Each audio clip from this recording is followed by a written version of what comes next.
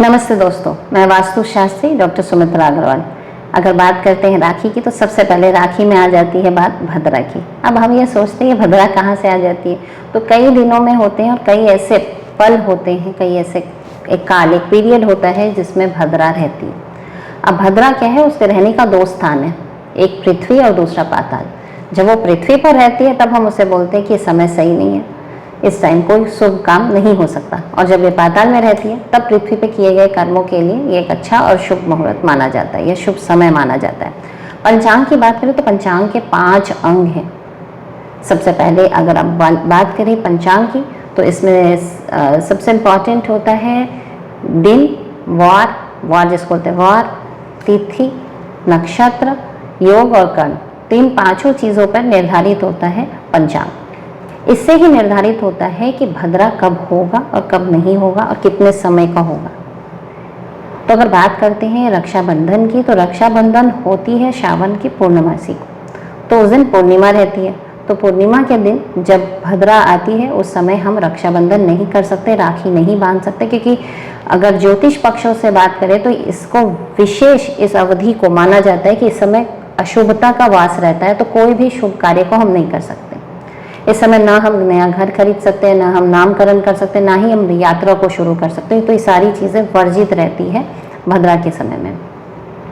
अब बात करते हैं कि इस बार रक्षाबंधन में बड़े बड़े योग बन रहे हैं, सर्वार्थ सिद्धि योग बन रहे हैं, रवि योग बन रहा है, और अगर बात करें कुछ खास और योग की, जैसे राजपंचक योग भी बन रहा है इस समय, और ये पूर्णिमा का दिन भी है उस दिन, तो उस दिन सावन पूर्णिमा भी है, तो इन सौभाग्य योग भी है। तो इन सब योगों के फल को काफ़ी हद तक भद्रा ने कम कर दिया। अब बात करेंगे राखी कब बांधे, तो ऑलमोस्ट 1:29 तक दोपहर में 19 तारीख को 1:29 दोपहर तक में भद्रा है, तो 1:32 के बाद से आप राखी बांध सकते हैं। और कोशिश करें रात में 7 सवा 7 के बीच में राखी को कंप्लीट कर ले, उसके बाद नहीं बांधें। अब काफ़ी सारी ऐसी महिलाएं हैं जिनके भाई उनके साथ नहीं रहते, या दूर रहते हैं, या मन मुटाव है, अब वो उनको राखी नहीं बांध पा रहे या मिल नहीं पा रहे, तो क्या करें? सबसे पहले गणेश जी की आराधना करें और राखी आप हनुमान जी को बांध दें। आप देखिएगा कि एक समय के बाद जो आपके और अगर आपके भाई के बीच में मन मुटाव के चलते अगर राखी नहीं बांध पा रहे, तो मन मुटाव में दूरी आएगी और आपके आपस में घनिष्ठता बढ़ेगी और आपके संबंध काफ़ी सुधर जाएंगे।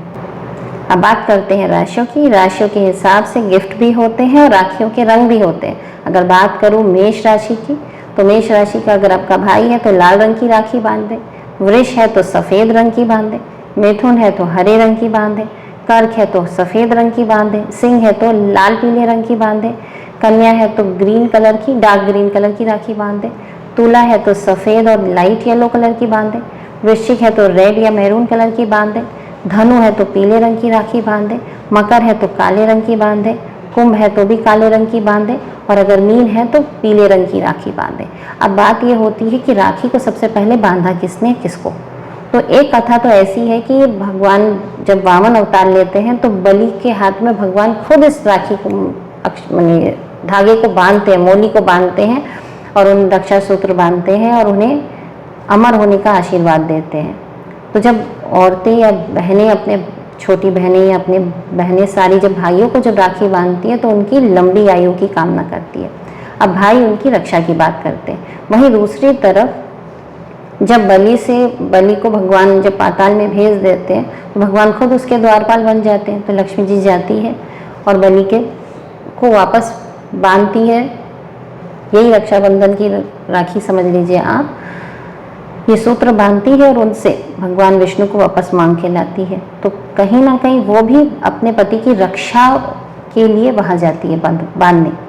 द्रौपदी ने ये बांधा था, श्री कृष्ण भगवान ने जब सुदर्शन चक्र चलाया था तो ये उंगली उनकी कट गई थी, उंगली कट गई थी उनकी। तो उंगली कटने के बाद उन्होंने उसके ऊपर जब ब्लड आ रहा था तो द्रौपदी ने वहाँ पर सूतली से कपड़े से अपने दुपट्टा फाड़कर बांध दिया था। तो द्रौपदी ने वहाँ बांधा और भगवान ने उसकी रक्षा करने की आशीर्वाद दिया। तो वही रक्षा आप देख पाते हैं कि बाद में जब पांडव हार जाते कौरवों से चौपड़ पासा में, तब आते हैं भगवान द्रौपदी की लाज बचाने के लिए आते हैं और वो आशीर्वाद देते और वहाँ से वस्त्र आते जाते हैं।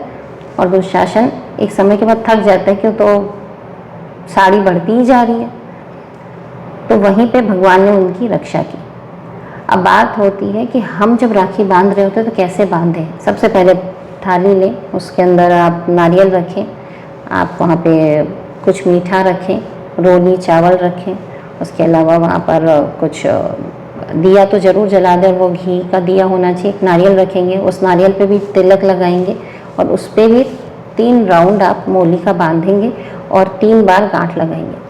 ये 3 बार राउंड करने से हम 3 देव और 3 बार गांठ बांधने से हम 3 देवियाँ, तो हम इन 6 को साध रहे होते हैं कि वो हमारे जीवन में हमेशा ऑस्पिशियस रिजल्ट्स लाएं।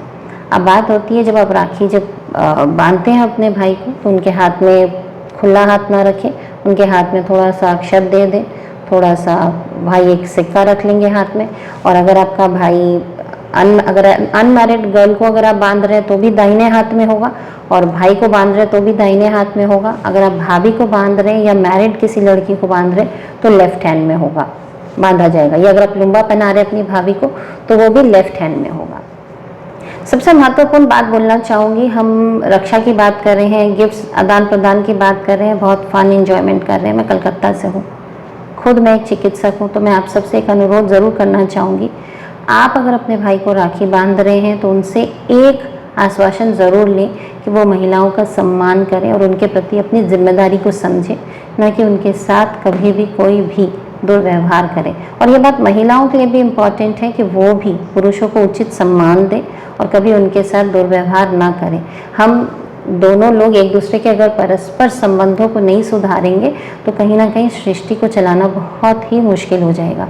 तो आप सभी से अनुरोध है कि मैं सबसे निवेदन करती हूँ कि अगर आपके खुद के घर में भी आपको अगर लगता है कि कहीं ना कहीं जिम्मेदारी का एहसास नहीं है पुरुषों को, या कहीं ना कहीं वो महिलाओं के सम्मान के साथ कॉम्प्रोमाइज़ कर रहे हैं, तो यही वो समय है जब उन्हें आप आगाह करें, उन्हें समझाएं और उन्हें बोलें कि नहीं, आपको सम्मान देना होगा।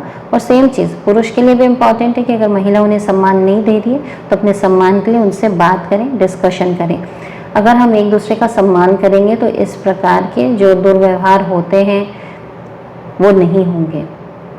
तो सबके लिए राखी बहुत शुभ हो। और जिन्होंने अभी तक सावन में कुछ भी नहीं किया है, आखिरी सोमवार है, तो आप सबके लिए बहुत इम्पॉर्टेंट है, आज के दिन आप थोड़ा सा जल लें, थोड़ा धतूरा लें, थोड़ा भांग लें, थोड़ा सा बेलपत्र लें, शमी का पौधा अगर आपके लिए अवेलेबल हो तो शमी के पत्ते लें और आप शिव जी को चढ़ाएं और ओम नमः शिवाय का जाप करें। क्योंकि आज पूर्णिमा भी है, श्रावण की पूर्णिमा है, तो आज आप सत्यनारायण की कथा भी कर सकते हैं और कथा के बाद आप प्रसाद वितरण कर सकते हैं।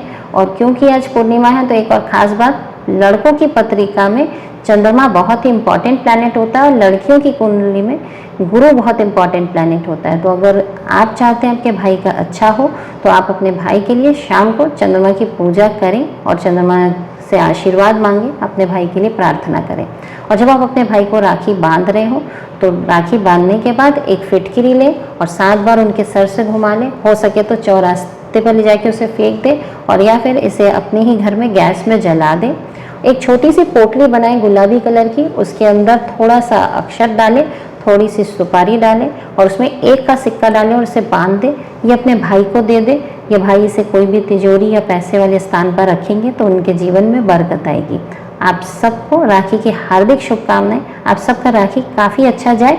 और आप सबसे जो अनुरोध मैंने किया कि महिलाओं को सम्मान दें और महिलाओं के लिए भी कि आप पुरुषों को सम्मान दें, हम एक दूसरे को सम्मान देंगे तो जीवन बहुत ही खूबसूरत होगा। नमस्कार।